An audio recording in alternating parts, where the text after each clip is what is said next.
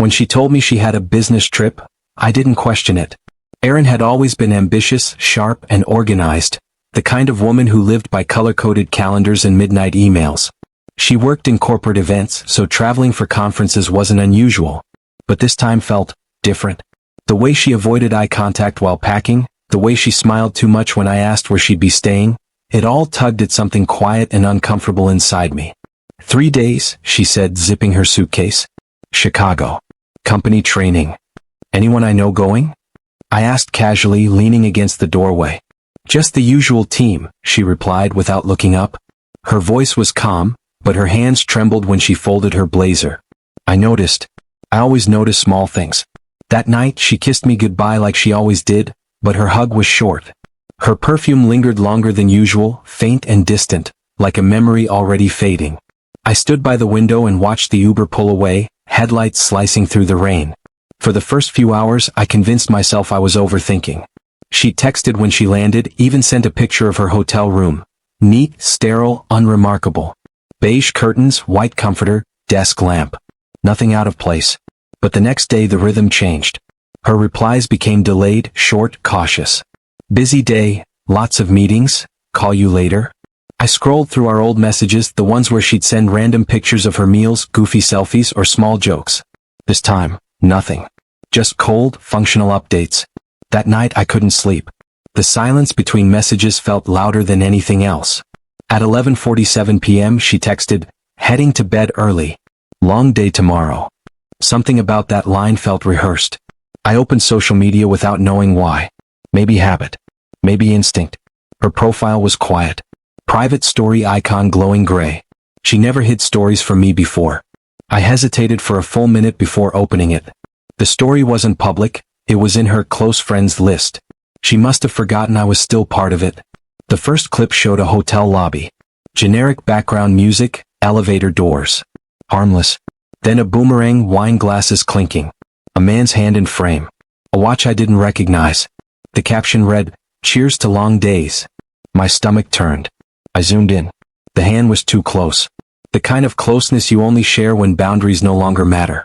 For a moment I just sat there, staring at my phone, replaying the clip like it would somehow change. The shadows, the reflection in the glass, the angle of her smile, it all told a story she didn't intend me to see. I wanted to believe it meant nothing. That it was just colleagues celebrating after work. That the hand belonged to some random guy in accounting. But deep down I felt the slow burn of recognition. Something was off. The next morning I called her. Straight to voicemail. I left a message, "Hope everything's okay. Call me when you wake up." Hours passed. Nothing. At noon she finally texted back, "Sorry, meetings all morning. Phone died last night." I stared at the screen, reading it over and over. Her battery never died. She carried a charger everywhere. That was her thing, she planned for everything. By evening, the ache in my chest turned into quiet anger. I decided to distract myself, to trust her, to stop spiraling. But then something else happened. A message popped up, from one of her coworkers, a guy named Claire. Yes, guy, his mom liked gender-neutral names. We'd met once at a Christmas party. He wrote, "Hey man. Just checking in, everything good with Erin? She didn't come to the group dinner tonight." My heart froze. She told me she had a long training day, I typed. He replied almost instantly, "Training ended at 3. Most of us went out. Thought she might be with you on call or something." I stared at that last sentence until the letters blurred. Something inside me snapped. I thanked him, ended the chat, and opened the airline's website. I knew her flight details, I'd booked them for her. Return ticket for Sunday night. It was only Friday. Still, I started searching for flights to Chicago the next morning. I didn't plan to confront her dramatically. I just needed to see. To know. That night I couldn't eat. The clock ticked slower than ever. At 5 a.m. I packed a small bag, booked the first flight, and left. As the plane lifted, I kept replaying the wineglass boomerang in my mind. The flash of her smile, the man's watch, the faint reflection of their faces in the window. By the time I landed in Chicago, I wasn't angry anymore. I was numb. I didn't even know what I wanted to find, proof of betrayal or proof that I was wrong. Both options terrified me. I took a cab to the address she'd texted, the business hotel. When I stepped inside, I saw the same beige curtains from the picture she'd sent. Everything looked identical, except for one detail. At the front desk, I asked casually, "Excuse me, could you tell me if a Ms. Erin Mason checked in earlier this week?" The clerk smiled politely. "I'm sorry, sir, we can't share guest information." I nodded, pretending not to care. "Of course." Then I pointed at the photo on my phone. "I'm meeting her for a work project. This is her room view. Do you happen to recognize the floor?" The clerk hesitated, then glanced at the screen. "That looks like our River Suite level," she said softly. "Thank you," I murmured, heart pounding. River Suite. That wasn't the standard room. It was premium, double the price. I took the elevator, my reflection fractured in the mirrored walls. My pulse echoed with each floor that passed. When I stepped out on the River Suite level, the hallway was silent. I counted the doors. 401, 402, 403, and then 404. The Do Not Disturb sign hung crooked on the handle. I stood there for a full minute, barely breathing. If I knocked, everything could shatter. If I walked away, the doubt would never stop. My fingers twitched toward the door. Before I could move, the lock clicked from inside. I froze. The door opened halfway. And there she was, standing in the doorway in casual clothes, hair tied back, surprise flashing across her face, followed by something colder. Behind her, I saw movement. A man's shadow crossed the room. My stomach dropped like the floor had vanished beneath me. For a second, neither of us spoke. The silence between us was thick, awkward, loaded with everything she didn't expect to see standing at her door. "Michael?" she breathed, voice thin. What are you doing here?" I stared at her, at the room behind her, at the faint shape of a man stepping out of view. "I could ask you the same thing." Her eyes darted over her shoulder. "You shouldn't be here." That was the wrong thing to say. "Apparently," I replied. She stepped into the hallway, pulling the door halfway closed behind her like she could hide the scene inside. Her perfume reached me before her words did, same scent, but now it felt like a lie. "It's not what you think," she said quickly. "Please just, let's go downstairs, talk somewhere private." My throat went dry. "Private? Like this?" Her lips parted, but she didn't answer. She glanced back again, then quietly pulled the door shut. I caught a glimpse of a suitcase on the couch inside. 2 suitcases. Hers and someone else's. "Who's in there?" I asked. She folded her arms, defensive. "A colleague." "A colleague staying in your suite?" "It's not a suite," she snapped, then instantly softened. "Michael, please. Don't make a scene." I almost laughed. A scene? My world was cracking open, and she was worried about appearances. She reached for my arm. "Please just come downstairs. I'll explain everything." Her touch made me flinch. She felt it too, the way my body stiffened, the quiet recoil. Her eyes dropped. We took the elevator in silence. She pressed the lobby button with a shaking hand. I stared at the floor numbers glowing above the door. 4, 3, 2, 1. When the doors opened, the lobby's chatter swallowed us. She led the way toward a quiet corner near the cafe, away from curious eyes. "Start talking," I said. She sat, exhaling. "It's not what you think, Michael." I stayed standing. "Then make me believe it." She looked up, desperate. "I came here for work." I did. The company paid for part of it, but there were last-minute changes, so I shared the upgraded room to save costs. "With who?" "An event coordinator. His name's Adam. He's married too." "That's supposed to make it better?" She flinched. "It's not, don't twist it." "Nothing happened." I studied her. "Then why did you hide your stories? Why the wine glasses? The late replies?" Her eyes filled. "Because I knew how it would look. And because things have been tense between us lately. I didn't want to start another fight." Her voice cracked on fight. I wanted to believe her, to grab any version of the story that didn't end in betrayal. But the image of that man's hand, that watch, that room, it kept slicing through every word. "So you lied to keep the peace," I said quietly. She nodded once. "Yes." I sank into the chair across from her. "That's not peace, Erin. That's silence." Her hands trembled. "I was scared you'd stop trusting me." I almost laughed at the irony. "You achieved that anyway." She blinked back tears. "Please don't do this here." "Where then?" I asked. "At home, when you pretend nothing happened?" She looked away, jaw tight. The mask cracked a little, showing exhaustion underneath. "I didn't plan any of this," she whispered. I watched her twist her ring. The tiny motion felt like a confession all by itself. Finally, she said, "I swear to you, Michael, nothing physical happened." But yes, I wasn't honest. Something in her tone made me pause. Not guilt exactly. Regret.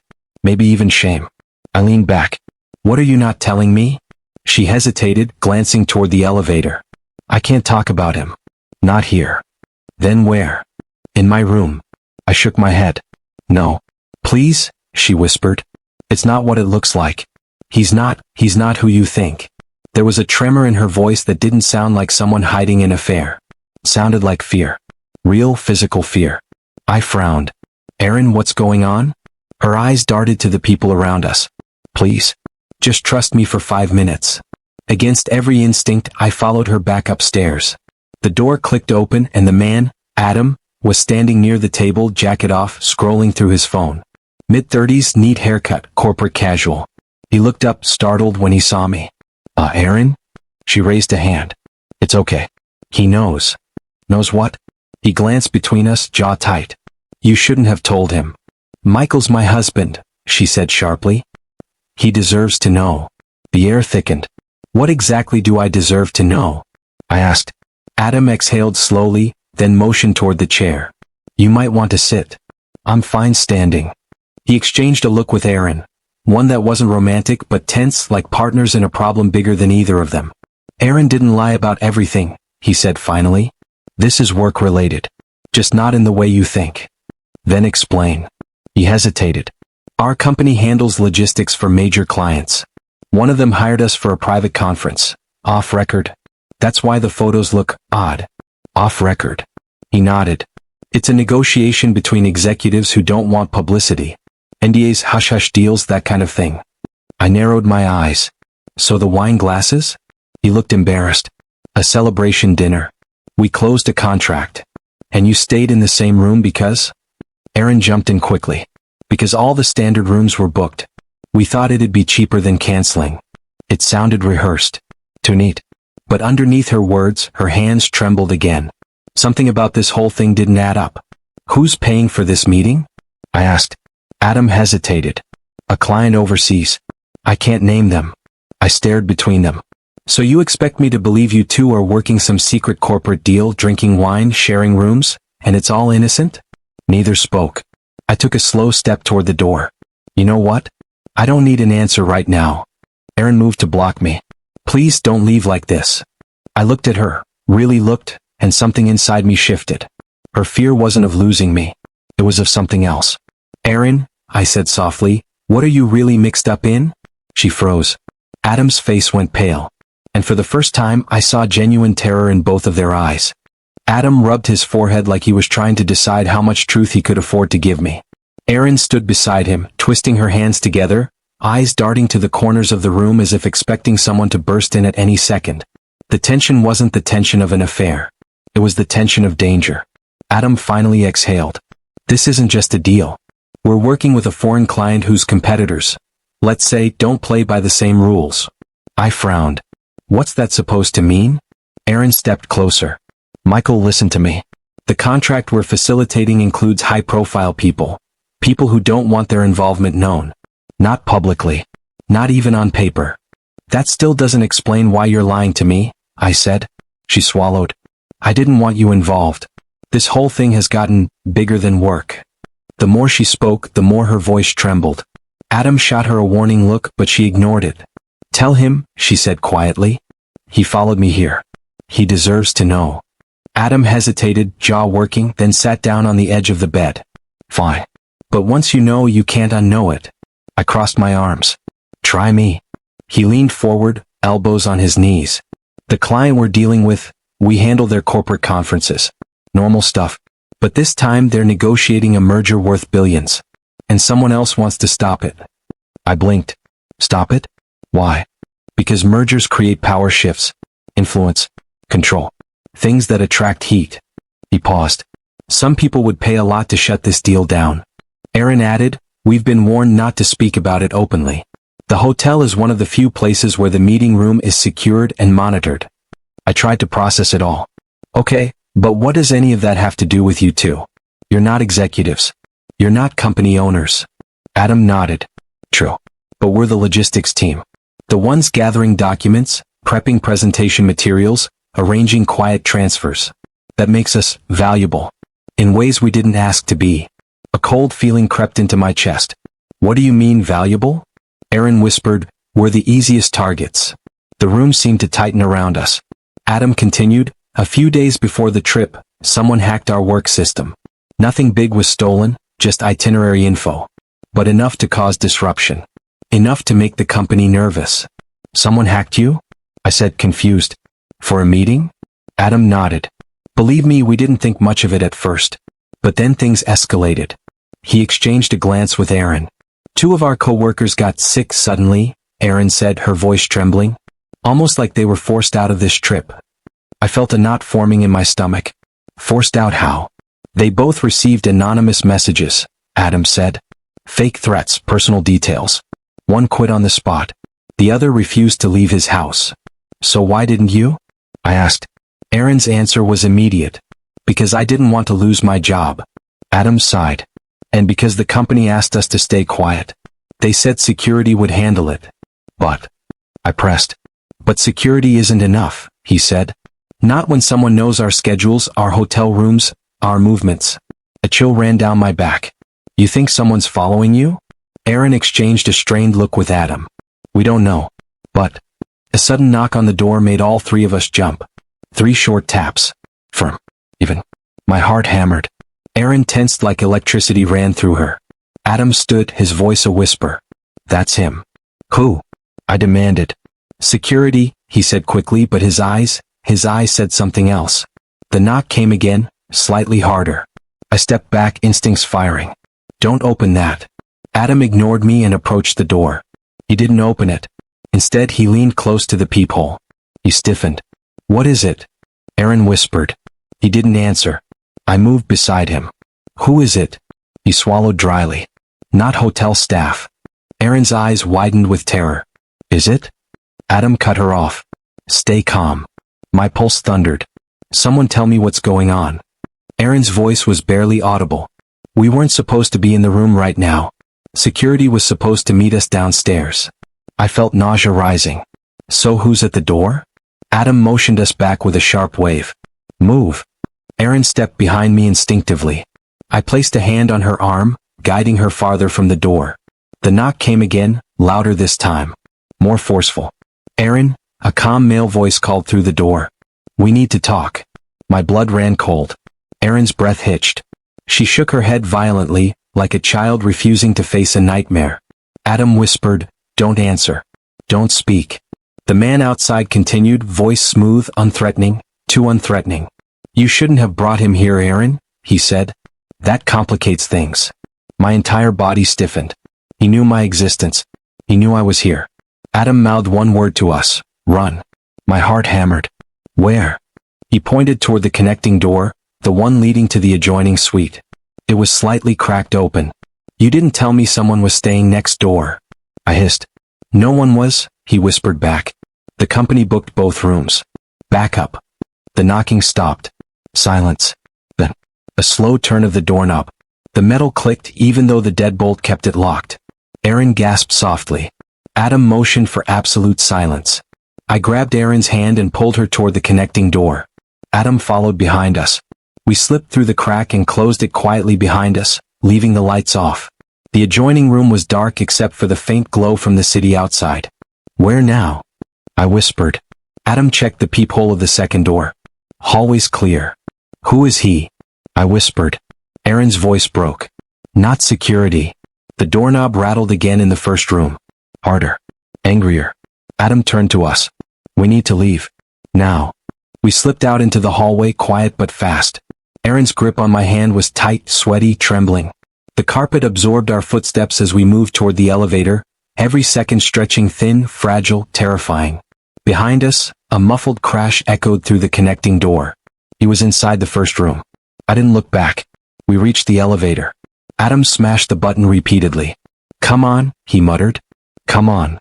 Erin squeezed my hand. Michael. I'm sorry. For what? For everything. Before I could answer, the elevator dinged open. We rushed inside. As the doors closed, I caught a final glimpse down the hall. A shadow emerging from the doorway of the room we just escaped. Tall. Come. Moving slowly like he knew exactly how this would end. The doors shut. The elevator dropped. And Erin started shaking uncontrollably. The elevator dropped floor by floor, humming softly, but none of us breathed until it reached the lobby. The moment the doors slid open, Adam stepped out first, scanning the area like a man expecting danger behind every corner. Erin clung to my arm, her pulse hammering so hard I felt it through her skin. The lobby was calm, hotel guests checking in, a family arguing about directions, people scrolling on phones. Everything looked normal. Perfectly normal. It almost made me feel insane. "Keep walking," Adam muttered. "Don't run. Don't look back." We moved across the lobby, through the glass doors and out into the crisp Chicago air. Cars rolled by. Someone hailed a taxi. The world was moving, unaware of the fear tearing through our veins. Erin whispered, "Where do we go?" "Parking garage," Adam said. "My car's on the second level." We crossed the street and stepped inside the dim concrete structure. Our footsteps echoed sharply, too loud. Every shadow felt suspicious. Every corner felt like it held someone waiting. When we reached his car, a silver sedan parked between two thick pillars, Adam unlocked it and opened the back door. "In," he ordered. I hesitated. "Where are we going?" "To somewhere safer," he said. "This place is compromised."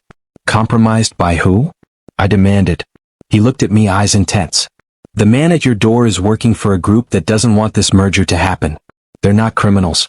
They're businessmen with enough influence to make problems disappear." "And Erin is a problem?" I asked. "She has seen too much. Handled too many documents. And after the hack, they believe she may have copies." Erin shook her head violently. "I don't have anything." "That doesn't matter," Adam said. "They think you might." I clenched my fist. "So they'll come after her?" Adam didn't answer. He didn't have to. We got into the car. Erin leaned into me, trembling. Adam started the engine, pulling out of the spot fast but controlled. "My wife shouldn't be in the middle of this," I snapped. "She didn't choose this," Adam replied. "It unfolded around her." I glared. "Because of you." Adam stiffened but didn't deny it. "We both knew the risks," he said quietly. "We just didn't think they'd escalate this fast." He took a sharp turn, heading toward the expressway. "Explain exactly what's happening," I said. "All of it. No more half-truths." Erin tightened her grip on my hand like she needed it to breathe. Adam took a long breath and began. "Our company was hired to manage documents, presentations, and private sessions for a multi-billion-dollar merger between two European tech firms. Completely off the books. Someone on the opposing side wants to kill the deal, so they've been watching the teams involved." "Watching how?" I asked. "Emails. Movement. Hotel bookings. Phones. Social media." A shiver ran through me. If they were watching Erin, that meant they knew me too. Maybe even saw me coming. "They targeted two of our team first," Adam continued. "The ones who were reviewing sensitive files. They backed out. That left us."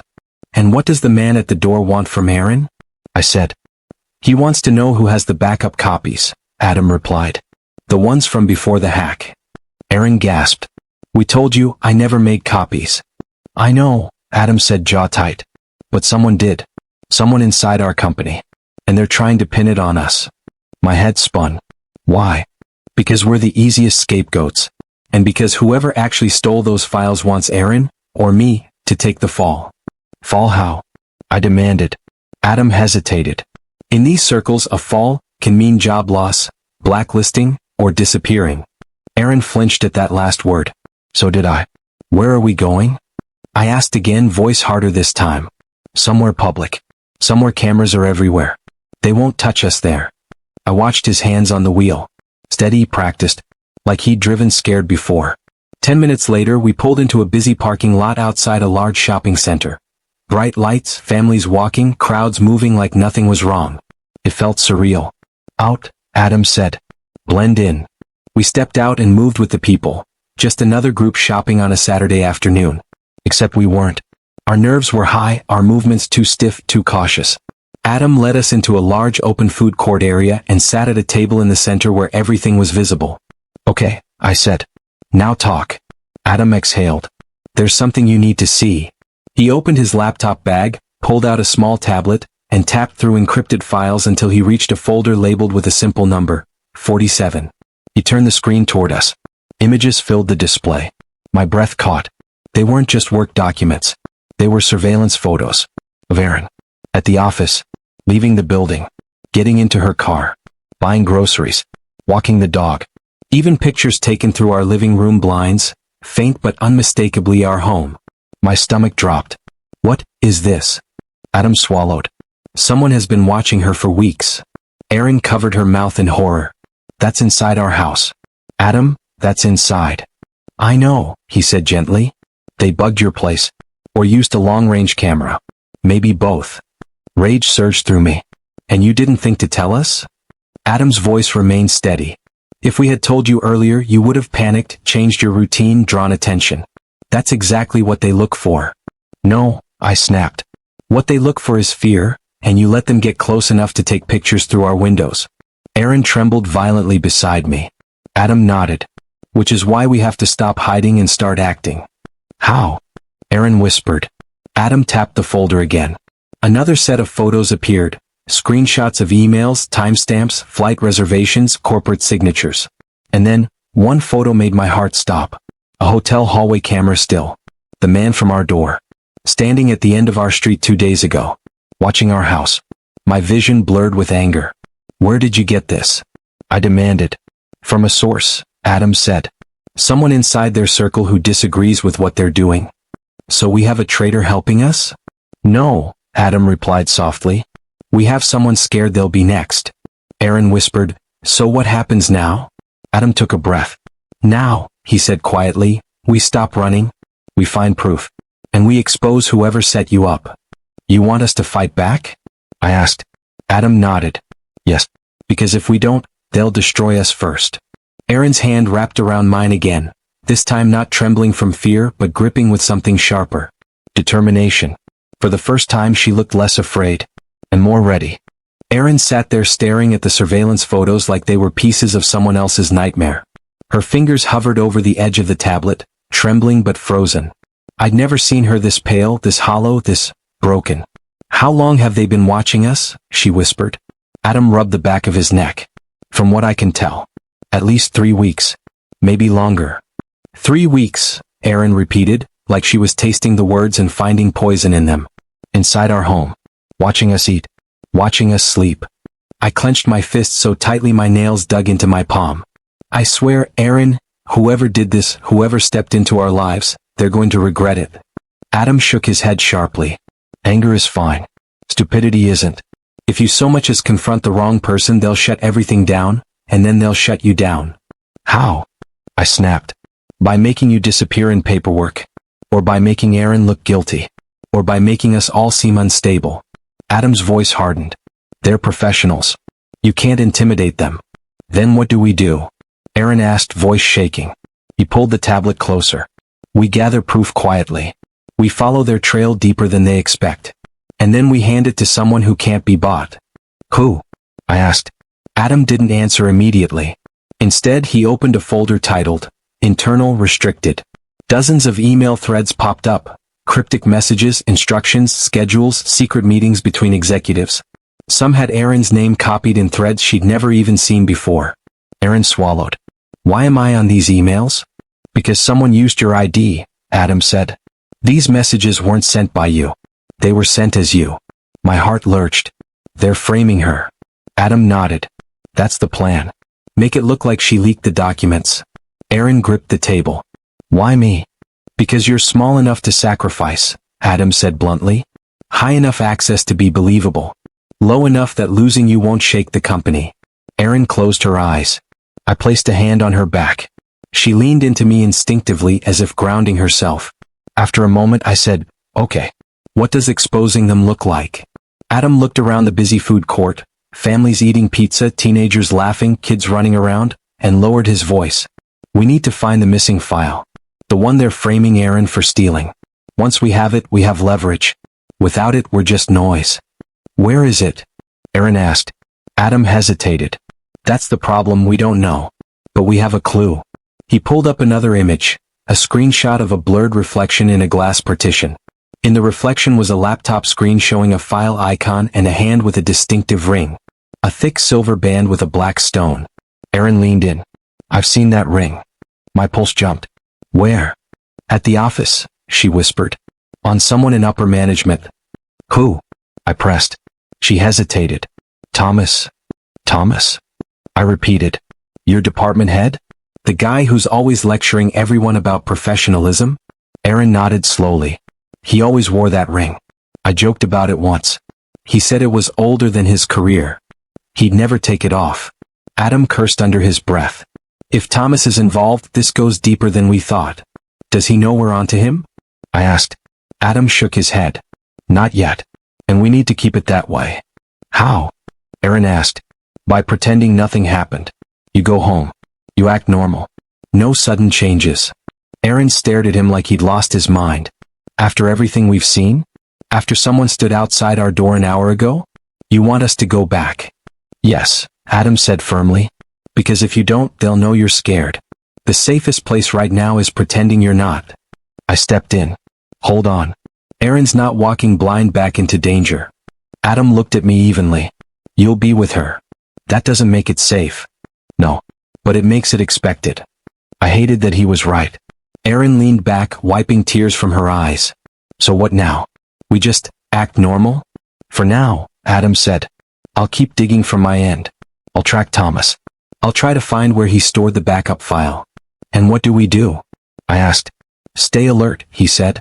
Don't trust sudden messages. Don't open emails you didn't expect. Don't talk about this at home unless water is running or something loud is on. They're listening inside our house? Aaron whispered. Adam nodded. My stomach twisted. How do we get them out? We don't, he said. You removing the bugs would tip them off. Let them think you're clueless. Aaron covered her face with her hands. This is insane. I pulled her hands gently away. We're okay. We're together. That matters. Her eyes glistened. Michael, I lied to you.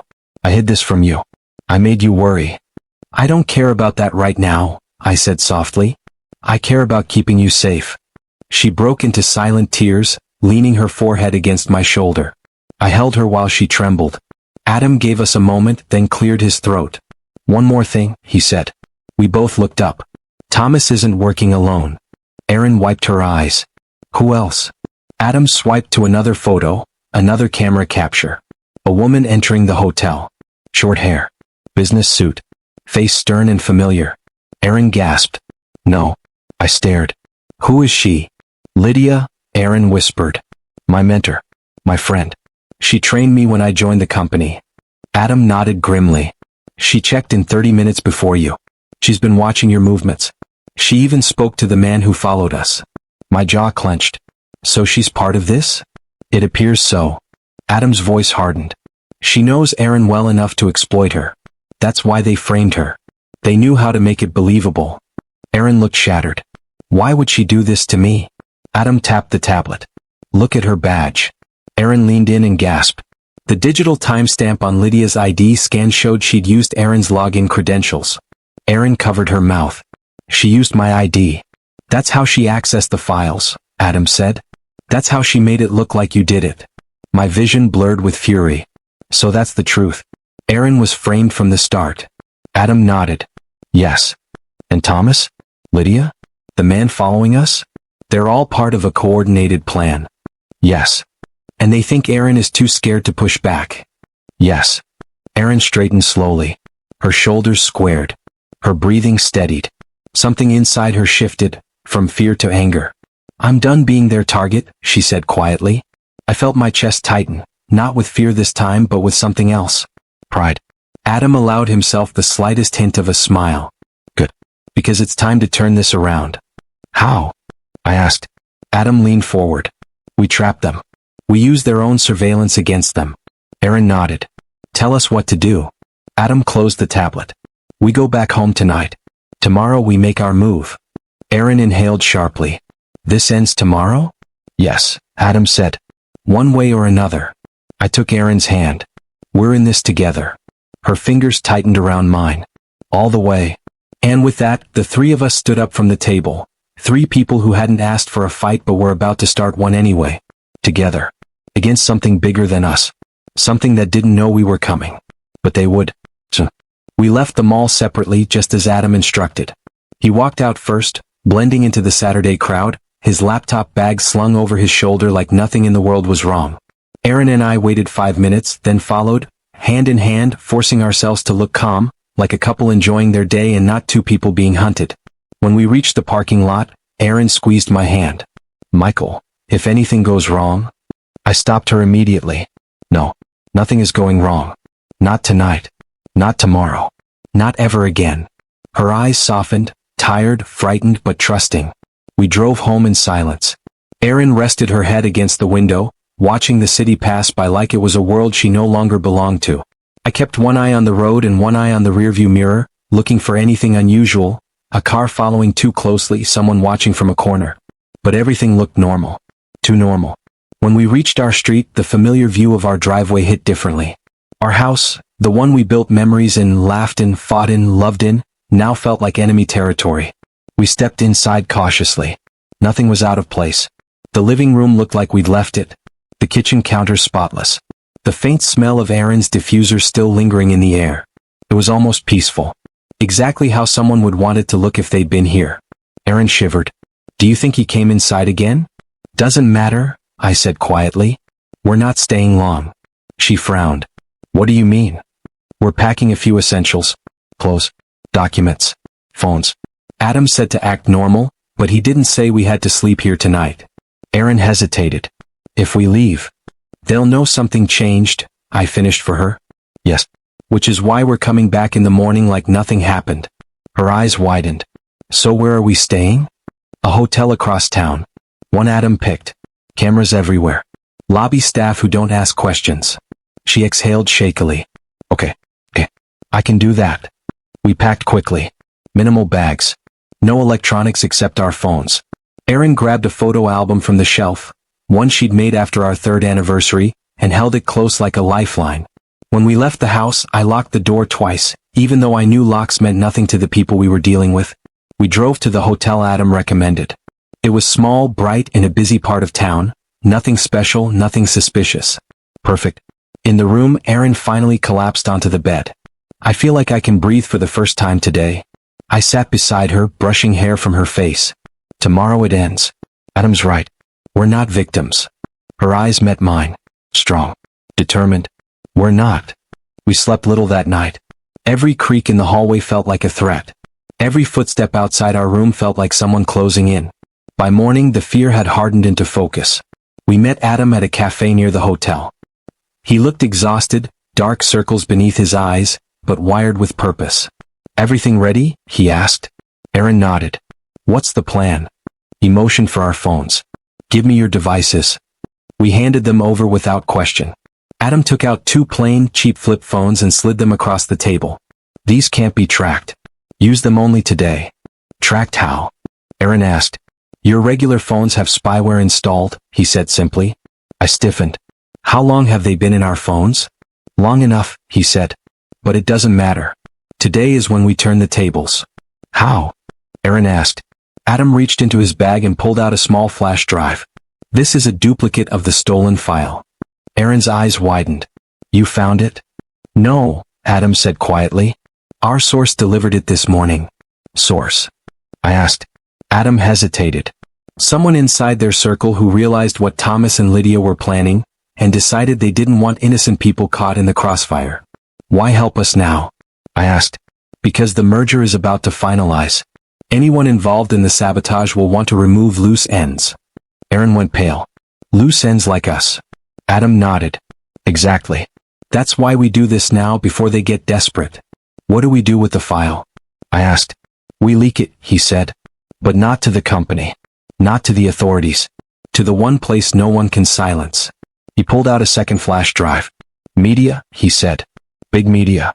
The kind that loves exposing corporate corruption. Erin stared at the drive like it was radioactive. If we leak this, they'll know it was us. Adam nodded. Yes. Which is why we leak it anonymously, using a public Wi-Fi network under a timestamp they can't trace. And then what? I asked. Then we leave, Adam said. We disappear for a few days until the storm passes. Once the scandal breaks, Thomas and Lydia will scramble to cover their tracks. They won't have time to chase you. Erin swallowed. And the man from last night? Adam looked at me seriously. He answers to money. When his employers get exposed, they'll cut him loose. He won't come after you without orders. It was a fragile plan. Risky. But better than waiting to be hunted. We followed Adam to a large public library, One with open Wi-Fi, hundreds of visitors, and security cameras everywhere. Here, Adam whispered, handing me the flash drive. You upload it. Why me? I asked. They're watching Aaron. They're watching me. You're the only one whose movements still look normal. My heart pounded, but I nodded. I sat at an empty computer station. Aaron stood behind me, gripping my shoulder. Adam watched the room like a hawk. I inserted the drive. Clicked the folder. Opened an encrypted email form tied to a major investigative journalist. I dragged the file in. My finger hovered over the send button. Aaron squeezed my shoulder. Do it. And I did. The file uploaded. A small progress bar flashed. Then, set. The computer blinked.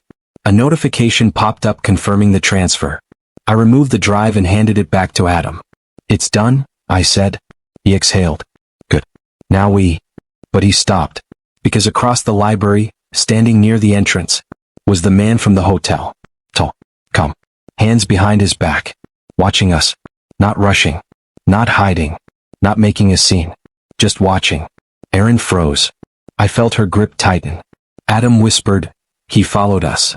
The man took one step forward, then another. Then, he smirked, a small, almost approving smile, and walked away. Just turned and walked out the door. Aaron gasped. What does that mean? Adam stared after him, stunned. It means he knows we sent it, and he can't stop it now. I exhaled shakily. So, it's over? Adam nodded slowly. For us? Yes. For them? No. Aaron leaned against me, finally, letting her body relax. Michael, she whispered, can we go home? I kissed her forehead. Yes, we can. As we stepped out of the library into the sunlight, I felt something leave my chest. All the fear, all the weight, all the uncertainty. It wasn't victory. It was freedom. And after everything, that was enough.